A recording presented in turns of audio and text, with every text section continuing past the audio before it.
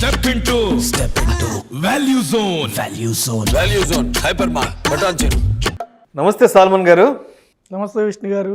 Salmon గారు, ఇప్పుడు నేను బయటకు వెళ్ళినప్పుడు చాలామంది ఫ్రెండ్స్ వాళ్ళు అప్రోచ్ అడుగుతుంటారు, విష్ణు ఇప్పుడు ఈ మ్యూచువల్ ఫండ్ ఇన్వెస్ట్మెంట్స్ ఏవైతే ఉన్నాయో దీంట్లో monthly systematic investment plan better అంటారా, లేదంటే ఒకేసారి తీసుకెళ్ళి ఇన్వెస్ట్ చేసే లంసమ్ బెటర్ అంటారా అంటే చాలామంది అడుగుతుంటారు. So as a market senior ఎక్స్పర్ట్గా, ఒక మ్యూచువల్ ఫండ్ డిస్ట్రిబ్యూటర్గా, సో మీరు ఏది ప్రిఫర్ చేస్తారంటారు? మంత్లీ ఎస్ఐపీ లేదంటే లంసమ్ ఇన్వెస్ట్మెంట్ బెటర్ అంటారా? విష్ణు గారు మంచి క్వశ్చన్ అడిగారండి. ఎవరికైతే లంసమ్ డబ్బు ఉంటుందో లంసమ్ పెట్టవచ్చు, మార్కెట్లోకి వచ్చేయాలి డబ్బు రిస్క్ బేస్ చేసుకొని. అంటే వాళ్ళకి ఒక 5 years మ్యూచువల్ ఫండ్లో మన సెన్సెక్స్ హిస్టరీ ఏంటి, 5 years ఉంటే కూడా ఒక్కోసారి 3 సార్లు నెగిటివ్ రిటర్న్స్ వచ్చింది 43 ఏళ్ళలో.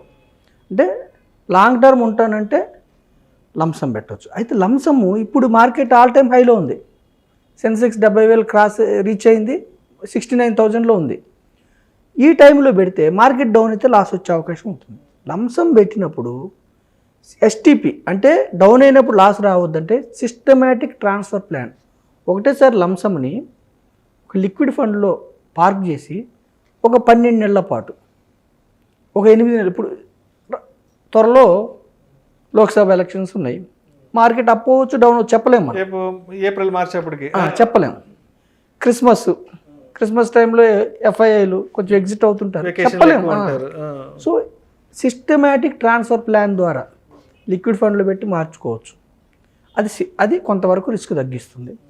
సరే, కొంతమంది పెట్టారు 70,000 ఆల్ టైమ్ హై, త్వరగా పెరిగింది 75,000-80,000కి వెళ్ళింది అనుకోండి, అప్పుడు ఎస్టీపీ ద్వారా పెడితే వాళ్ళకి పెట్టిన దానికంటే లంసమ్ పెడితే ఎక్కువ వస్తాయి. అంటే మార్కెట్ని ఎవరు ప్రిడిక్ట్ చేయలేరు.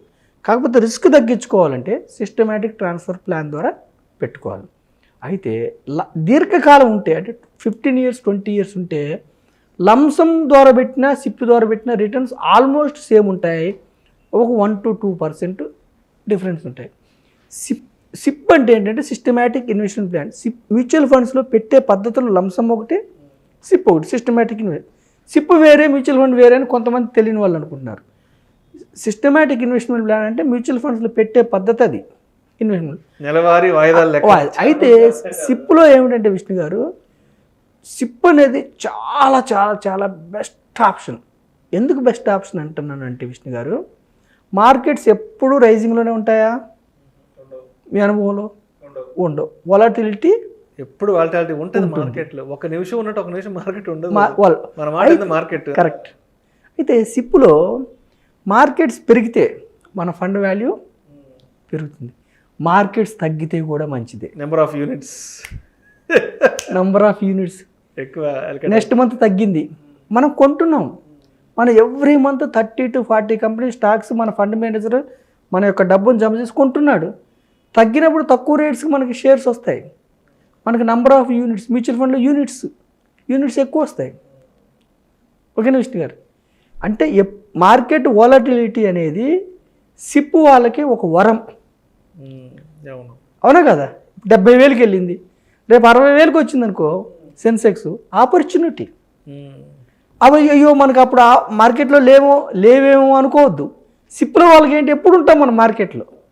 అవునా కదా అంటారు? సిస్టమేటిక్ ఒక పద్ధతి ప్రకారం ఇన్వెస్ట్ చేయడం. రెండవది ఏంటంటే, మ్యూచువల్ ఫండ్ ఆశ్రయిస్తే మనకు ఒక ఫండ్ మేనేజర్ ఉంటాడు, ఫినాన్షియల్ ఎక్స్పర్ట్ ఫండ్ మేనేజర్. అతని పనిదే ఏ స్టాక్స్ కొనాలి.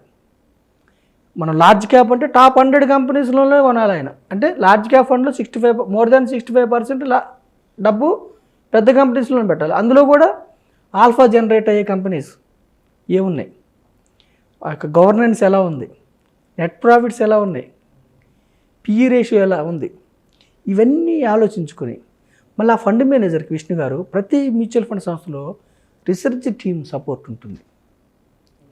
అయితే చాలామంది ఏమనుకుంటారంటే విష్ణు గారు, డైరెక్ట్ ఈక్విటీస్లో కొంటే పెరిగిందంతా మనకు వచ్చేస్తుంది, మ్యూచువల్ ఫండ్స్ ద్వారా కొంటే మనకి ఇవ్వరు అనుకుంటారు.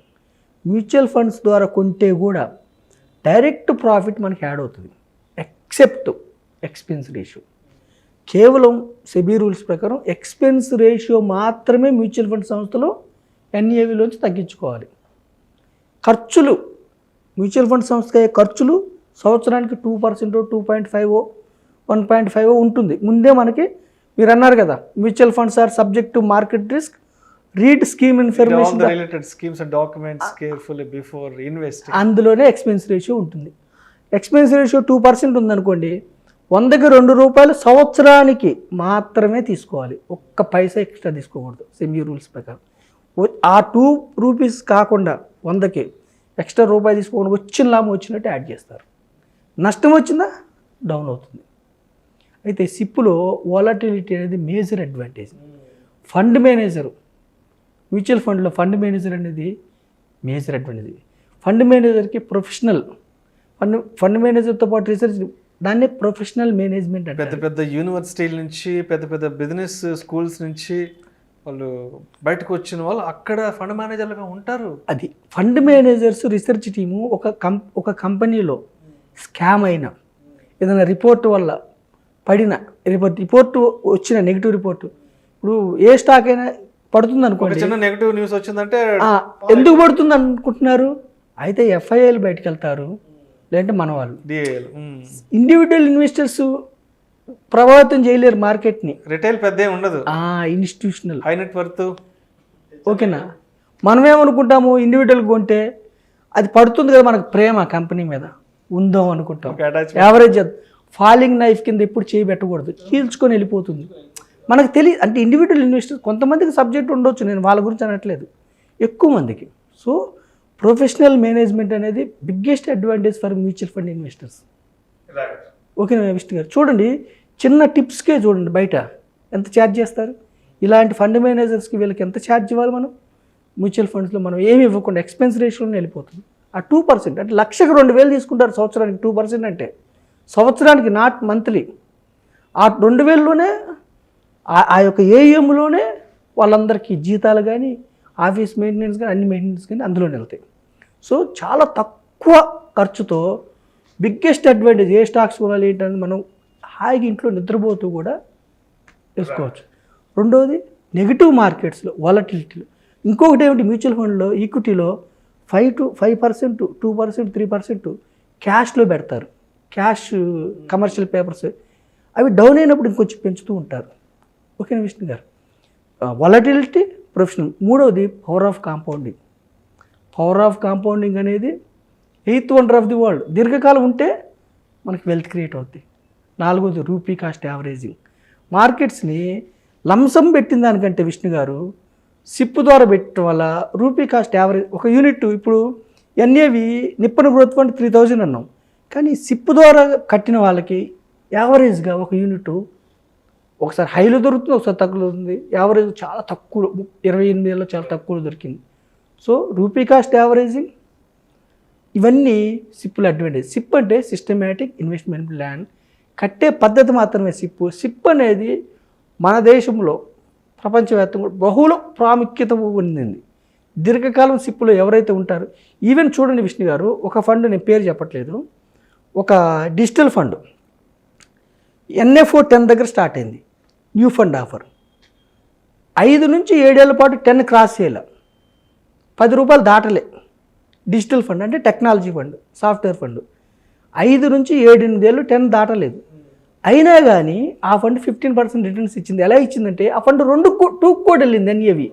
అప్పుడు సిప్ వాళ్ళు కడుతున్నారు. 3కి వెళ్ళింది, 4కి వెళ్ళింది. అంటే ₹10 ఎన్ఏవి దాటకపోతే కూడా సిప్లో రిటర్న్స్ వచ్చినాయి. అంటే రూపీ కాస్ట్ యావరేజింగ్. నెగిటివ్ మార్కెట్స్లో మనం బెంబేలు ఎత్తకుండా ఇంకా ఉంటే ఇంకొంచెం మనం పంప్ చేయొచ్చు, లేదా ఎవ్రీ మంత్ సిప్ కట్టుకుంటూ హాయిగా. సో లంసం కంటే సిప్పు ఎక్కువ ప్రాచుర్యం పొందింది. కానీ డబ్బున్న వాళ్ళు ఒకటేసారి మార్కెట్లో దీర్ఘకాలం డబ్బు పెట్టకుండా ఈక్విటీస్లో ఉండకూడదు కాబట్టి పెట్టవచ్చు. ఎస్టీపీ పద్ధతిలో పెట్టాలి. పెట్టిన తర్వాత కూడా డౌన్ అయినప్పుడు మళ్ళీ పెడుతూ ఉండాలి.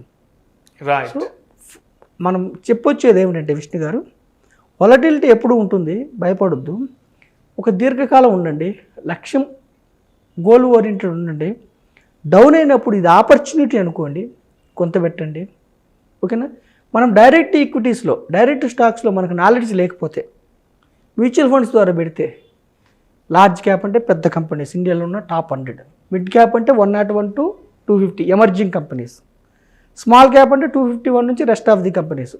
అందులో కూడా స్మాల్ క్యాప్లో కూడా మార్కెట్ క్యాపిటలైజేషన్ పట్టుకొని మ్యూచువల్ ఫండ్ మేనేజర్ ఏం చేస్తారంటే లార్జ్ క్యాప్లో 10%, టాప్ స్టాక్స్లో 10% పెడితే స్మాల్ క్యాప్లో 2-3%, 1% కూడా పెడతారు. ఎందుకంటే స్మాల్ క్యాప్ ఫండ్స్లో ఫాల్ అవుతున్నప్పుడు లిక్విడిటీ సమస్య వస్తుంది, కొనేవాళ్ళు ఉండరు అమ్ముతున్నప్పుడు. కాబట్టి ఫండ్ మేనేజర్ డీసెంట్గా చేస్తుంటారు. ఏదైనా మార్కెట్స్ అనేది వాలటిలిటీ, రిటర్న్స్ గ్యారంటీ కాదు.